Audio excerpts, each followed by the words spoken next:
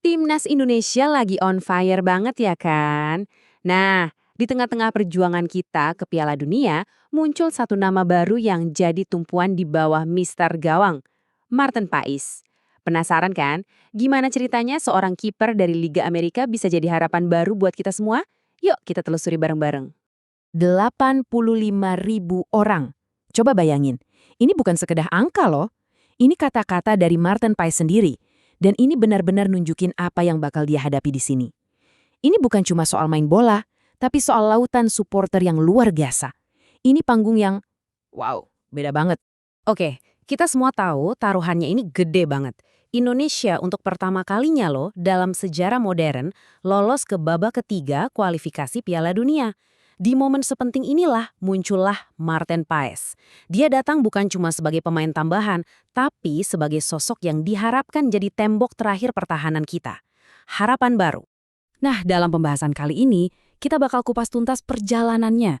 Mulai dari siapa sih bintang baru di gawang kita ini, terus gimana karirnya dari Belanda sampai ke MLS, kita juga akan lihat koneksi emosionalnya sama Indonesia, drama sama FIFA yang hampir aja bikin gagal, terus apa yang dia bawa buat timnas Garuda, dan tentunya perjuangan terakhir kita menuju Piala Dunia. Langsung aja kita mulai ya. Oke, kita mulai dari yang pertama. Siapa sih bintang baru penjaga gawang Indonesia ini? Kenapa namanya tiba-tiba jadi omongan semua orang?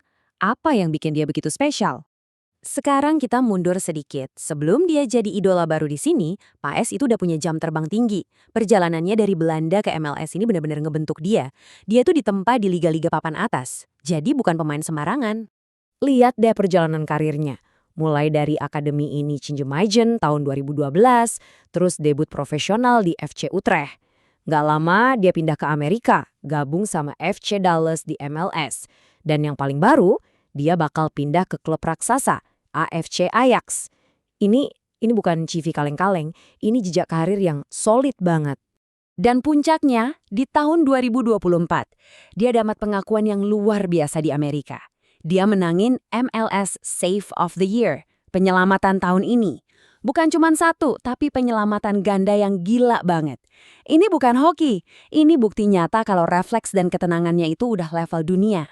Oke, dari skill dan karir, sekarang kita masuk ke bagian yang paling menyentuh, yaitu panggilan dari tanah air neneknya. Ini bukan lagi soal statistik atau klub, tapi soal perjalanan menemukan jati diri, sebuah kisah tentang identitas. Nah, proses yang bikin semua ini mungkin adalah naturalisasi. Mungkin banyak yang udah tahu ya, ini adalah cara buat seseorang yang punya keturunan Indonesia buat jadi WNI. Tujuannya ya seringkali buat ngebela negara kita di bidang olahraga. Ini semacam jembatan buat talenta-talenta kita di luar sana buat pulang. Jadi, dari mana koneksinya? Ternyata dari sang nenek. Neneknya Martin Paes itu lahir di Pare, Kediri, Jawa Timur. Inilah yang bikin keputusannya beda. Ini bukan sekedar pilihan karir biar bisa main di timnas, tapi ini benar-benar personal, sebuah cara buat menghormati leluhurnya. Tapi perjalanannya nggak semulus itu. Setiap pahlawan kan pasti ada cobaannya ya. Nah, disinilah drama dimulai. Ada satu rintangan besar dari FIFA yang hampir aja ngegagalin semua mimpi ini. Jadi masalahnya apa? Ada aturan FIFA yang lumayan ribet. Intinya, kalau seorang pemain udah pernah main buat timnas U21 satu negara pas usianya udah lewat 21 tahun, dia nggak bisa pindah negara lagi. Nah, Paes ini pernah main buat tim U21 Belanda di usia segitu. Wah, pintunya kayak udah ketutup rapat. Tapi ceritanya nggak berhenti di situ. Pertama, FIFA nolak. Jelas. Tapi PSSI nggak nyerah gitu aja. Mereka ngajuin banding, berjuang keras. Prosesnya panjang dan bikin deg-degan. Dan akhirnya, kabar baik datang. Agustus 2024, FIFA setuju. Bandingnya diterima. Ini kemenangan besar, bukan cuma buat Paes, tapi buat perjuangan sepak bola Indonesia. Oke, dramanya udah selesai. Sekarang, ayo kita balik lagi ke lapangan. Apa sih yang sebetulnya Martin Paes bawa buat timnas Garuda? Apa dampaknya di atas lapangan? Kalau kita lihat, ada 4 kekuatan utama yang sering disebut-sebut. Pertama, postur tubuhnya yang menjulang. Kedua, pengalamannya main di level tinggi. Ketiga, presentase penyelamatannya yang emang bagus banget. Dan terakhir, kemampuannya buat teriak-teriak ngatur pertahanan. Komunikasinya kuat. 191 cm. Tinggi banget kan? Dengan postur segitu, jangkauannya jadi luar biasa. Kehadirannya aja udah bikin back-back di depannya ngerasa lebih aman. Buat lawan, apalagi pas bola mati. Ngeliat kiper setinggi ini tuh udah jadi tekanan psikologis tersendiri. Dan ini bukan cuma soal postur, tapi juga soal performa. Angka nggak bisa bohong. Di MLS musim 2024, tingkat penyelamatannya itu 73%. Artinya, dari 100 tendangan ke gawang, 73 diantaranya berhasil dia gagalkan. Itu angka yang impresif banget dan nunjukin betapa konsistennya dia. Dan yang gak kalah penting, mentalnya. Dia bilang, kita benar-benar bisa melakukannya dan melaju hingga ke Piala Dunia, itu akan luar biasa. Dengerin deh, dia datang ke sini bukan cuma buat ikut-ikutan, dia beneran percaya kalau kita bisa. Ini mentalitas yang kita butuhin. Oke, kita sampai di bagian terakhir. Setelah tahu semua ceritanya, sekarang kita lihat ke depan. Gimana kehadiran PAS ini bakal ngebantu kita di babak terakhir kualifikasi Piala Dunia yang, jujur aja, berat banget. Dan ada satu perkembangan terbaru yang penting banget.